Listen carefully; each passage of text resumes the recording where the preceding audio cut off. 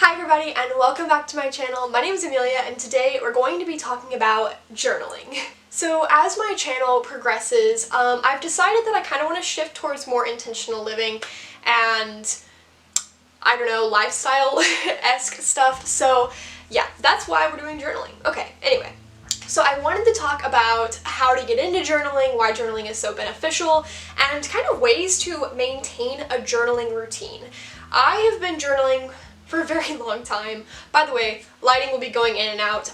I don't own any sturdy source of lighting, I just use the sun. So if it goes in and out, just bear with me.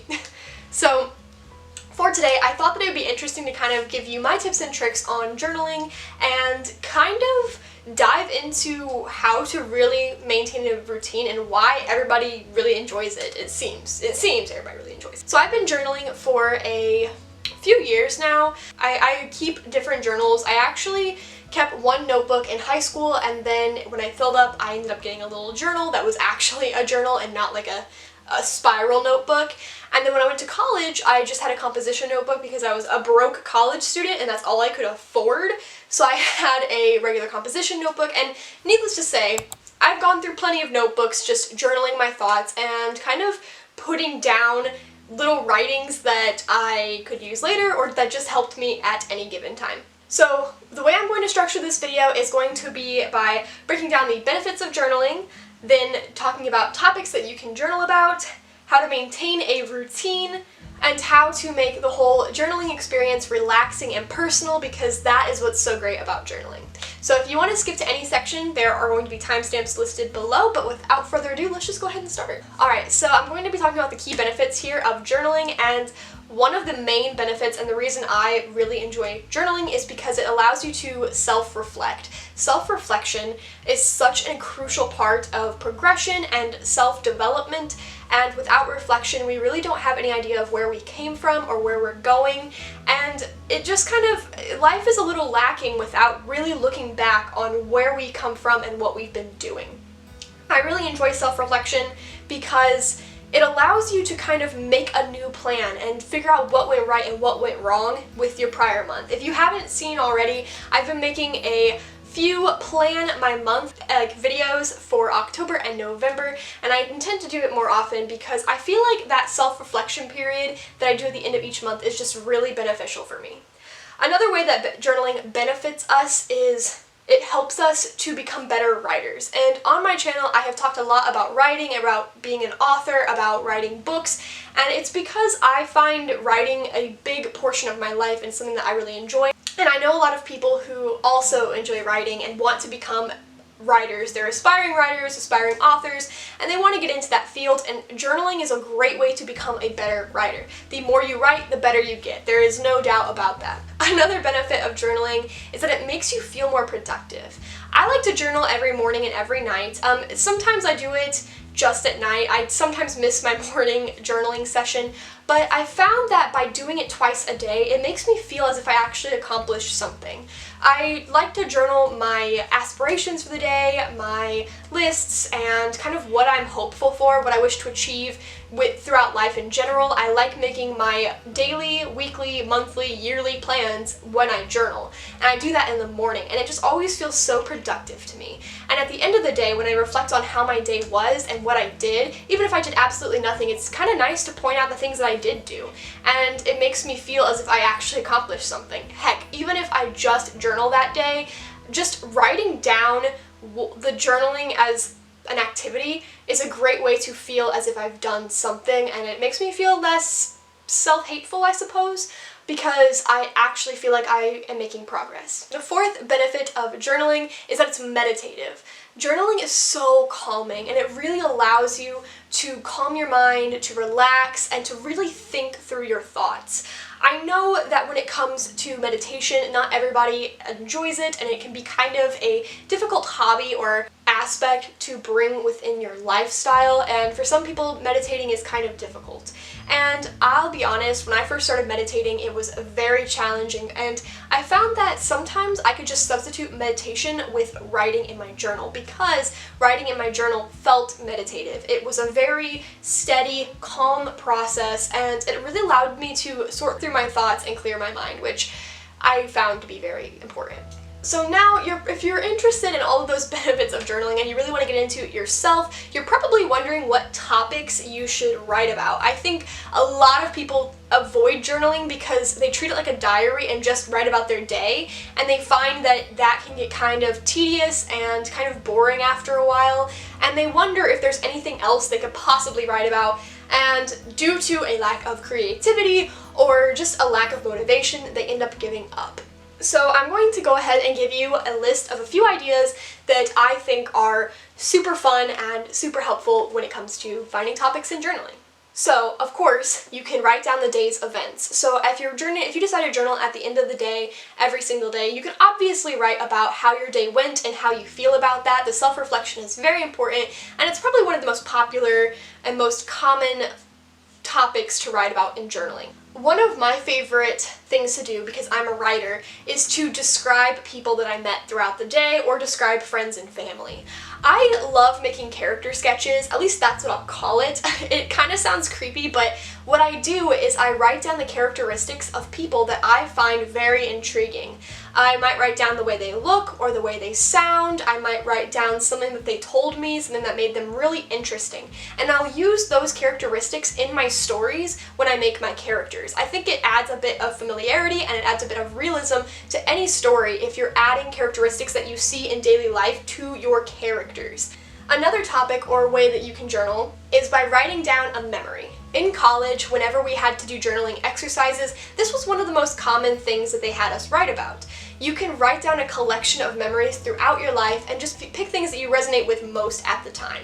I really enjoy writing down memories because it's a great way to reflect on things of the past, to bring up beautiful memories, sad memories, memories that you don't want to ever forget. It's also an interesting thing if you ever plan on making a memoir or you want to put your collection of memories into a book, you can always do that because you have written them down and now you have a way to remember them forever. Plus, it's just kind of fun to create a whole new story with one of your own memories. A few other examples, I won't get into them too much, but I will list them here. You can write about a dream, you can write a letter to someone, either someone dead or alive, someone you know or want to know.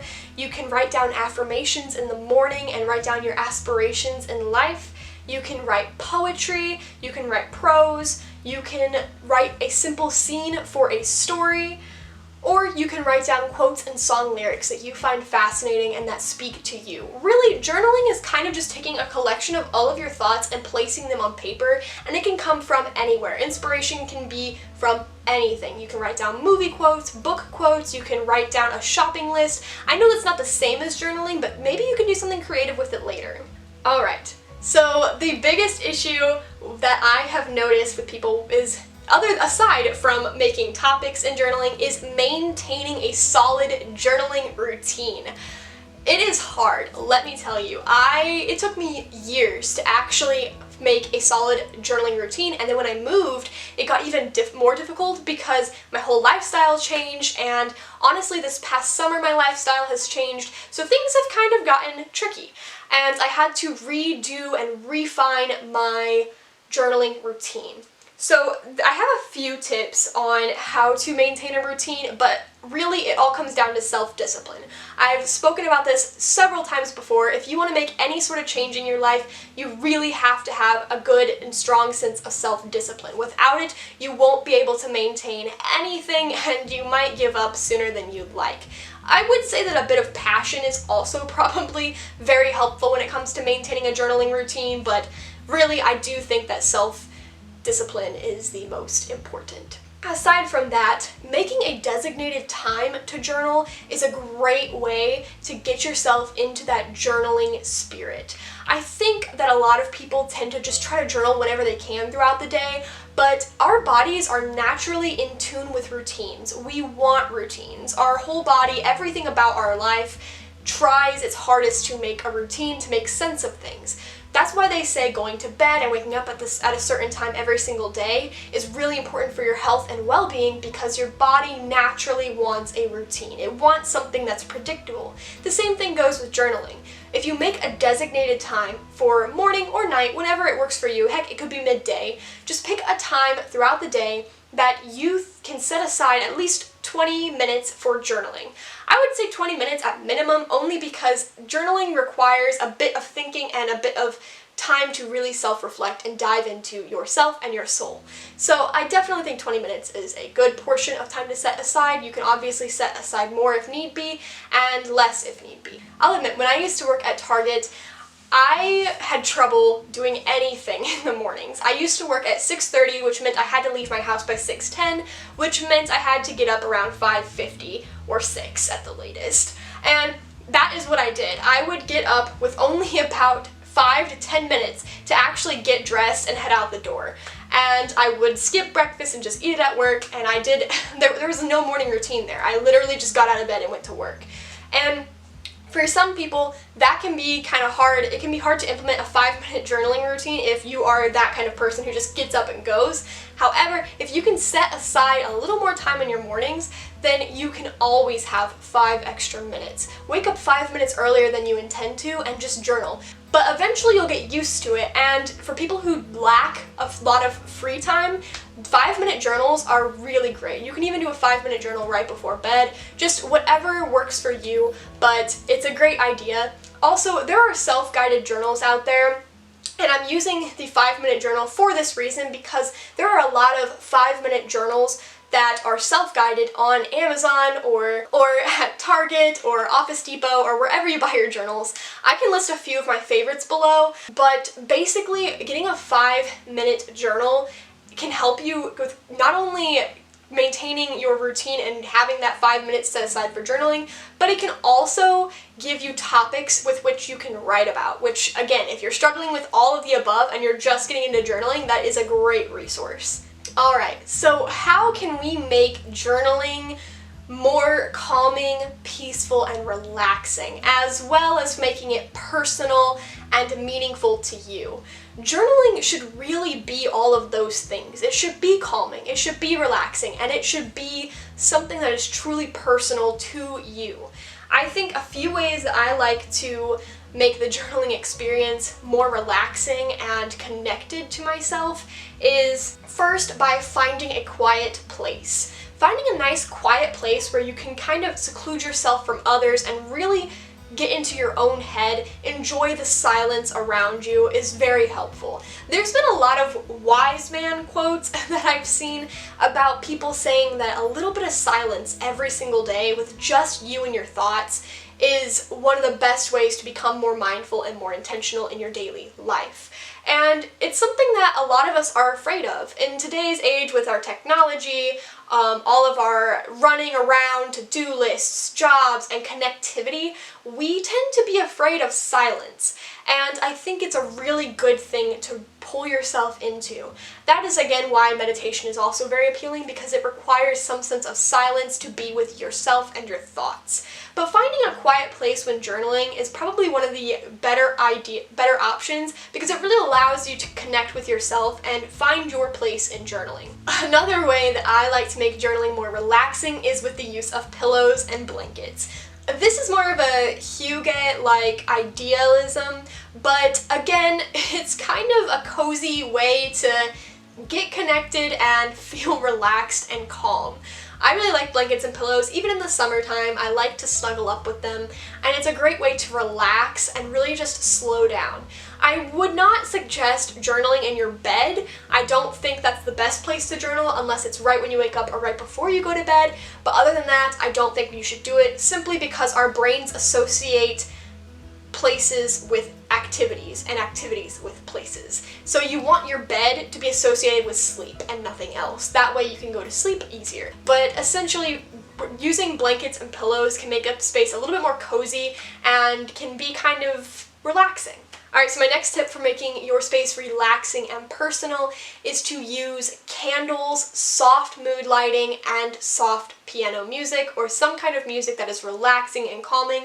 Now, I know I talked about having a quiet place, but if you can't handle all of the silence, which sometimes I will be honest, I cannot, then I like to listen to music. Now, this isn't all the time. I do find it harder to write scenes or like stories when music is playing, but journaling about my day and my aspirations, I don't find music interruptive at all, and I think that some people can benefit from listening to music when journaling rather than being stuck in silence. Also, the soft glow and candlelight is very relaxing and calming. Of course, you want it to be bright enough so that when you journal, you are not straining your eyes in order to write, but having a nice warm glow just makes the whole atmosphere more relaxing, inviting, and intimate, which is something that you really want when you're trying to make that personal connection to your journaling.